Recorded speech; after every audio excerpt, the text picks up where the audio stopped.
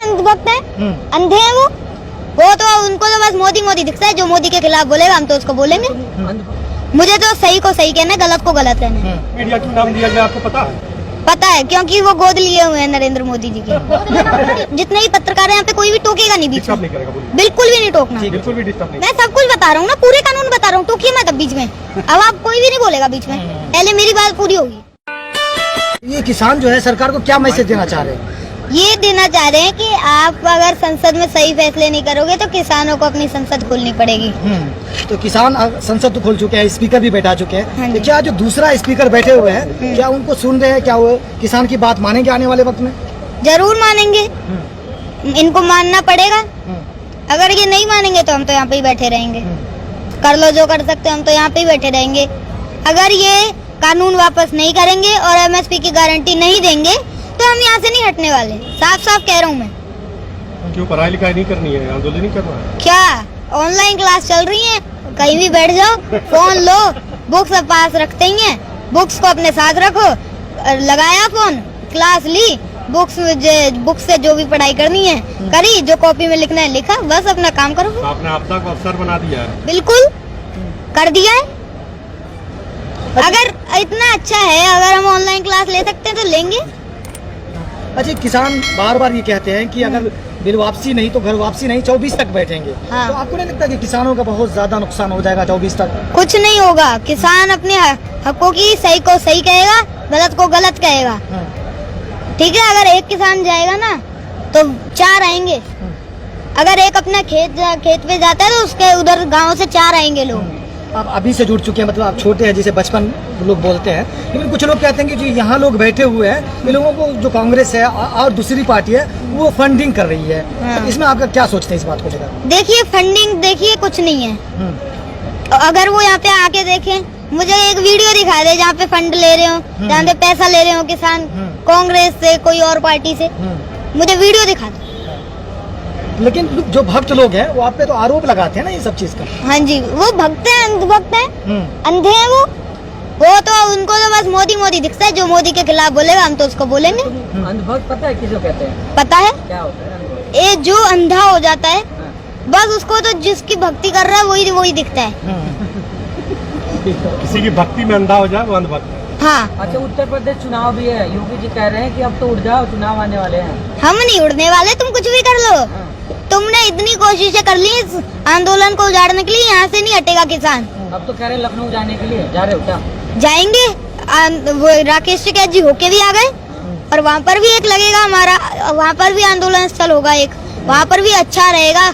उधर भी एक, जैसे ये गाजीपुर बॉर्डर है, वहाँ पर भी ऐसे एक या सारे बॉर्डर जैसे हैं वैसे लगाया जाएगा। अच्छा, राकेश टिकैत जी कहते हैं कि दवाई डोज देनी पड़ेगी। हाँ। तो किस तरह का डोज देने वाले हैं उत्तर प्रदेश में? डोज तो देखिए जो चुनावों में इनको पता लगेगा, जब चुनाव के रिजल्ट आएंगे ना तो सबको पता लग जाएगा कि हमारी क्या डोज थी। अच्छा, गोदी मीडिया जो बोलते हैं लोग, गोदी मीडिया, वो आपके बारे में जो दिखा रहे हैं तो आपको कैसा लगता है? मुझे देखिए किसी दुनिया की बातों से मुझे कोई फर्क नहीं पड़ता। मुझे तो सही को सही कहना है, गलत को गलत कहना है। चाहे कोई भी कुछ भी कहे, मुझे कोई फर्क नहीं पड़ता। मोदी मीडिया क्यों नाम दिया गया आपको पता है? पता है, क्योंकि वो गोद लिए हुए हैं नरेंद्र मोदी जी के। जो गोद लेता है उसको वो ही सारा कुछ संभालता है। तो फिर ऐसा नहीं कहा जा सकता जैसे कि सारे किसानों को राकेश टिकैत जी ने गोद ले लिया है? देखिए राकेश टिकैत जी भी एक किसान है और ये सारे किसान नेता हैं, जितने भी यहाँ पे किसान है ना, सारे किसान नेता हैं, इसलिए ऐसे ना कहा जाए। वो भी हमारे साथ है, वो भी अपने बस हकों की लड़ाई लड़ रहे हैं। बस वो है कि थोड़ा दौरे करते हैं, जगहों पे जाते हैं। और मैं अपने पिताश्री डॉक्टर नरेंद्र सिंह चौधरी के साथ 1 लाख किलोमीटर चला, हमने यात्रा करी, मैंने आपको इंटरव्यू में बताया हुआ है। और साथ जो जितने भी देख रहे हैं उनको पता भी है। अच्छा, यहाँ 90 साल के बूढ़े आ गए, 100 साल के भी हैं, जवान भी है, और आप छोटे हैं, तो क्या आपकी टुकड़ी भी आने वाली है जो आप छोटे छोटे हैं? बिल्कुल, अब एक जो पीढ़ी आएगी उसको भी पता लग जाएगा कि क्या सही है क्या गलत है, और एक टीम होगी बच्चों की तैयार हो। अच्छा, एक मुझसे डिस्कस कर रहे थे कि वो 12 साल का जो 8 साल का बच्चा है, उनको एमएसपी और कानून के बारे में क्या पता, जो वहाँ जाके इंटरव्यू दे रहे हैं, बात कर रहे हैं? ठीक है, मुझे सब पता है, मैं अभी बताता हूँ आपको। हाँ। देखिए, जो सबसे पहला कानून है वो मंडी को लेकर है, और जो दूसरा कानून है स्टोरेज को लेकर है, और जो तीसरा कानून है वो कॉन्ट्रैक्ट फार्मिंग को लेकर है। ठीक है, अब मैं कानून बताऊंगा। किसान नहीं, किसान का बच्चा बताए। हाँ तो क्या हो गया, मैं भी एक किसान हूँ ना, हाँ, तो बता रहा हूँ, मैं अभी बता रहा हूँ। पर बीच में कोई भी, जितने भी पत्रकार हैं यहाँ पे, कोई भी टोकेगा नहीं बीच डिस्टर्ब में, नहीं करेगा, बोलिए। बिल्कुल भी नहीं टोकना, बिल्कुल भी डिस्टर्ब नहीं करेगा। ठीक है। देखिए अभी मैंने आपको सारे कानून गिना दिए, अब इनके पॉइंट गिना देता हूँ, ठीक है। सबसे पहला कानून था मंडी को लेकर। अब देखिए इन्होंने कहा है ऑल ओवर इंडिया में तुम अपनी फसल कहीं भी बेच सकते हो जहाँ पे अच्छी रेट मिले, ठीक है। इसलिए अब ये वो किसान जो है वो पहले, सबसे पहले गाड़ी करेगा किराए पे, फिर रास्ते में उसको डीजल देगा, डीजल भरवाएगा, उसका खर्चा, फिर रास्ते में टोल देगा, ठीक है। और उसका इतना तो खर्चा हो जाएगा जितना उसका प्रॉफिट नहीं होगा। इसलिए चाहिए कि पास की मंडी मजबूत करी जाए और एमएसपी की गारंटी दी जाए, जिससे अच्छे सही रेट मिलेंगे, जो तय रेट है उस पे मिलेगा। और अगर देखिए जो वो बेचारा, उसको शहर का रास्ता अच्छे से पता नहीं होता, वो कहाँ घूमता फिरेगा कि कहाँ पे अच्छी रेट मिल रही है। अब सीधा सीधा कॉन्ट्रैक्ट फार्मिंग बताइए ना, कॉन्ट्रैक्ट फार्मिंग में डालो। मैं सब कुछ बता रहा हूँ ना, पूरे कानून बता रहा हूँ, टोकिए मत अब बीच में। अब आप कोई भी नहीं बोलेगा बीच में, पहले मेरी बात पूरी होगी, ठीक है। अब दूसरा कानून है स्टोरेज को लेकर। स्टोरेज देखिए, पहले एक लिमिट थी कि इतना आप स्टोर कर सकते हैं, अब वो लिमिट हटा दी गई है।